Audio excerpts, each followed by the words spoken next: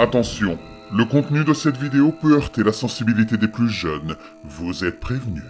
N'ayez pas peur de laisser un pouce bleu, d'activer les notifications et de vous abonner si ce n'est pas déjà fait.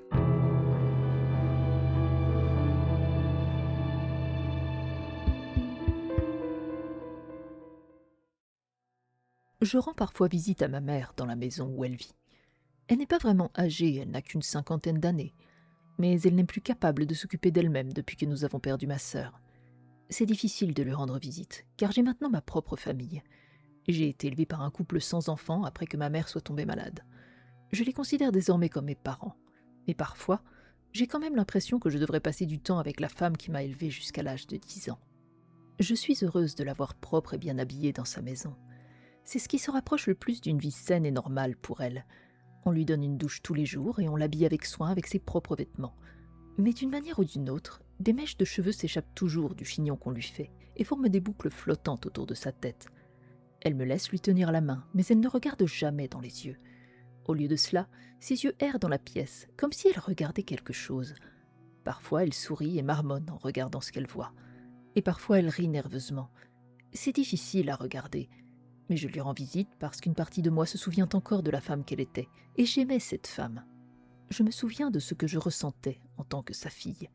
Elle me couvrait d'attention parce qu'elle avait eu du mal à tomber enceinte avant ma naissance. Je me souviens encore des premières années avant la naissance de ma sœur. Ma mère passait des heures à jouer avec moi pendant que mon père était au travail. Nous construisions des maisons en Lego et des forts avec des oreillers. Elle me laissait l'aider quand elle cuisinait. Mais tout a commencé à aller de travers quand ma sœur Rose est née. Elle souffrait d'une malformation de la colonne vertébrale qui l'a paralysée à partir du cou. La vie de ma mère a commencé à tourner autour des soins à apporter à Rose. Rose ne pouvait ni s'asseoir ni bouger toute seule.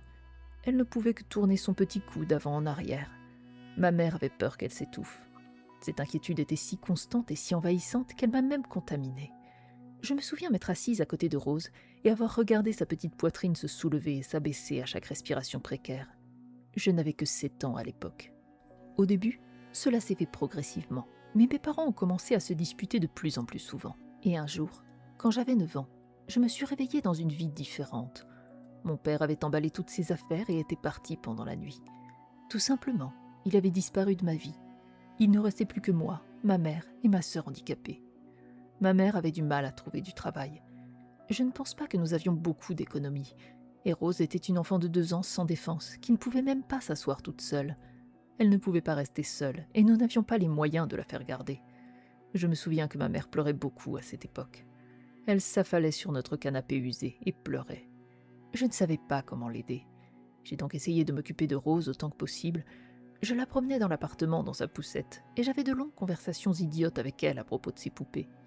Parfois, ma mère s'asseyait et nous regardait, les yeux secs et le visage impassible. Je savais qu'il ne fallait pas la déranger, même si son visage inexpressif m'effrayait beaucoup. C'était une période difficile, mais Rose et moi étions trop jeunes pour réaliser à quel point notre situation était sombre. Nous avions encore nos vieux jouets. Nous avions encore un toit au-dessus de nos têtes. Nous ne savions rien des factures et du loyer. Mais les choses ont semblé s'améliorer. Ma mère a finalement réussi à trouver un emploi. Et comme par miracle, c'était un emploi qui lui permettait de rester à la maison et de s'occuper de Rose. Il y avait un grand hôtel ancien dans la ville où nous vivions. Il avait été très populaire il y a quelques décennies, mais sa popularité avait décliné au fil du temps, jusqu'à ce qu'il soit transformé en une sorte de studio qui tombait rapidement en ruine. Le nouveau travail de ma mère consistait à s'occuper de ce vieux bâtiment délabré. Elle était heureuse d'accepter ce travail et encore plus reconnaissante de bénéficier du logement gratuit qui l'accompagnait. Il est difficile de décrire l'excitation que j'ai ressentie lorsque nous avons emménagé à l'hôtel Fermont. Il était tellement plus grand que notre petit appartement de 3 pièces. L'hôtel comptait 4 étages, et chaque étage s'étendait sur de longs couloirs recouverts de moquettes. La taille même de l'hôtel était pour moi un mystère insondable. J'étais impressionnée par sa grandeur moisie et rongée par les mites. J'aimais le papier peint crème qui se décollait, et la moquette tachée de rouille. Et j'adorais les vieux lustres poussiéreux qui tintaient de façon inquiétante chaque fois qu'un camion passait. J'avais l'impression d'avoir atterri dans un conte de fées, comme si j'étais la princesse d'un château abandonné. La plupart des appartements étaient inoccupés, dont les 3e et 4e étages qui étaient fermés. Mais je pouvais me promener librement au 2e étage, et c'est là que je jouais quand je rentrais de l'école. Mon activité préférée consistait à faire rouler le fauteuil de Rose à toute vitesse dans les couloirs. Elle adorait la sensation de vitesse et poussait des cris à plein poumon. Ma mère nous disait de faire moins de bruit, mais elle souriait en le disant. Pour la première fois depuis des années, son front n'était pas plissé.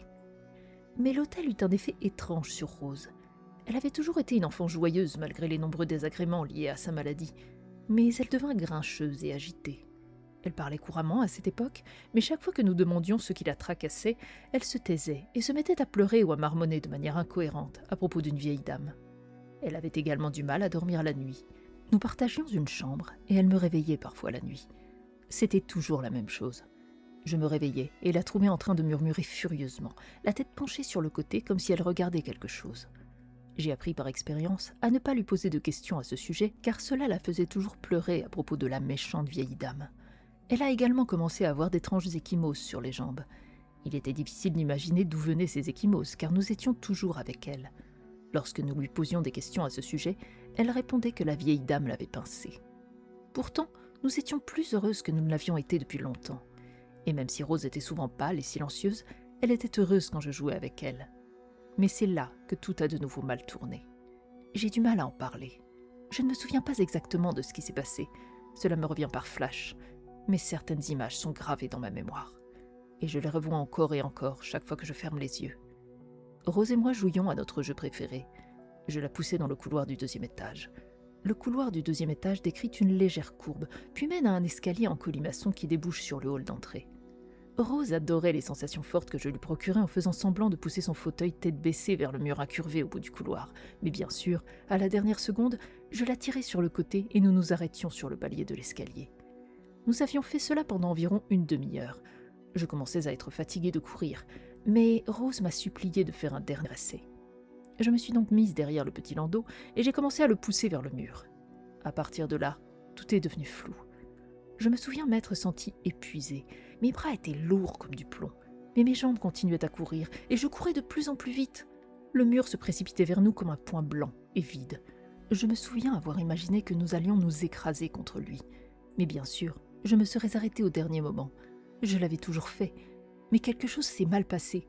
Je n'ai pas pu m'arrêter. J'avais l'impression d'avoir perdu tout contrôle de mes membres. Tout était flou. La seule chose dont je me souvienne, c'est ce mur blanc et vide qui se précipitait vers nous. Et je me souviens aussi du bruit que fit le fauteuil lorsqu'il s'écrasa contre le mur. Il y eut un craquement de plastique brisé, puis Rose fut projetée dans les airs comme une poupée de chiffon. Elle tombait dans les escaliers. Quand je ferme les yeux, je vois encore son petit cou heurter les marches et son corps se replier sur sa tête. Il y avait des cris. Je crois que je criais moi aussi. Ma mère aussi. Elle était assise au pied de l'escalier en colimaçon, le petit corps recroquevillé de Rose dans les bras, et elle criait sans arrêt. J'ai dû puiser dans toutes mes forces pour descendre jusqu'à ma mère qui sanglotait au-dessus du corps de Rose. Elle a levé les yeux vers moi, mais son visage ne reflétait aucune reconnaissance. C'était presque comme si elle ne pouvait pas me voir à travers ses larmes. Et puis, quelque chose d'incroyable s'est produit. J'ai entendu une toux provenant des bras de ma mère, puis une autre, et ensuite la voix enfantine et zézayante de Rose appelant sa maman.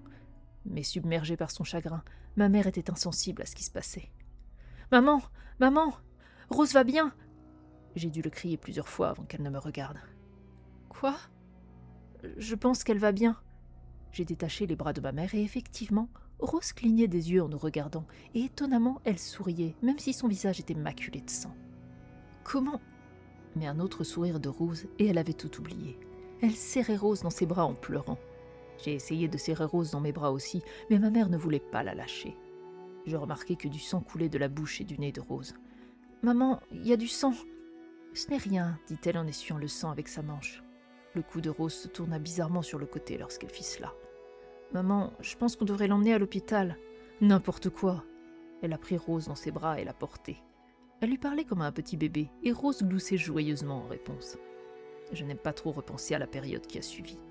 Une partie de moi pense que je l'ai imaginé, mais une autre partie de moi est terrifiée à l'idée que cela se soit réellement produit. Rose n'a plus jamais été la même après ce jour-là. Quelque chose n'allait pas chez elle. Il est possible qu'elle ait subi des lésions internes suite à sa chute, mais je n'ai jamais réussi à convaincre ma mère de l'emmener à l'hôpital. Sa peau est devenue tachetée et grise, et elle a commencé à dégager une odeur terrible. Je n'avais senti une odeur pareille qu'une seule fois auparavant. Il y avait eu une moufette morte dans le sous-sol de mon école, et l'odeur avait envahi notre classe avant que le nettoyeur n'enlève la carcasse. C'est l'odeur que dégageait Rose. Je ne sais pas si ma mère s'en rendait compte, mais je pense qu'une partie d'elle savait que quelque chose n'allait pas. Nous vivions au 2e étage, près des quelques locataires de l'hôtel. Mais après la chute de Rose, elle nous a fait déménager au 4e étage. C'était horrible de vivre au 4e étage avec ma mère et Rose. Tout l'étage était poussiéreux et sombre. Maman n'allumait la lumière qu'à l'extrémité où nous vivions. Le reste du couloir était plongé dans l'obscurité totale. C'était comme être enterrée vivante, une sensation encore aggravée par l'odeur nauséabonde qui émanait du petit corps de Rose. Rose me faisait peur aussi. Sa personnalité avait changé. Elle me détestait. Je ne sais pas comment je le savais, mais je le sentais. Heureusement, nous ne partagions plus la même chambre. Maman ne supportait pas de la laisser seule la nuit, alors Rose dormait avec elle dans un petit lit d'enfant.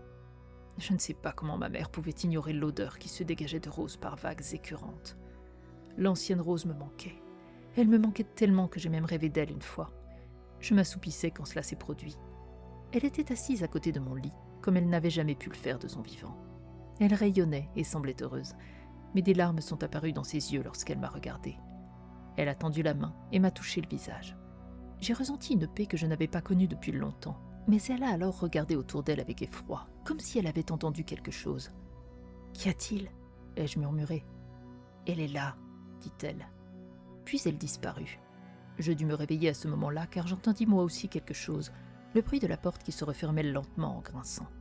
Et je jurerais avoir entendu le bruit des petits pas d'un enfant disparaître dans la chambre de ma mère. Ce bruit me remplit d'une sorte d'horreur moite.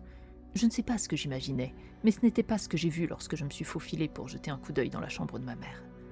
La pièce était complètement sombre, à l'exception de la lumière de la rue qui filtrait à travers la fenêtre. Ma mère était assise par terre et jouait avec Rose. Et Rose était assise et riait. Un tissu était étroitement noué autour de sa gorge, mais sa tête bougeait encore sur son cou lorsqu'elle bougeait. Elles jouaient ensemble avec une petite souris.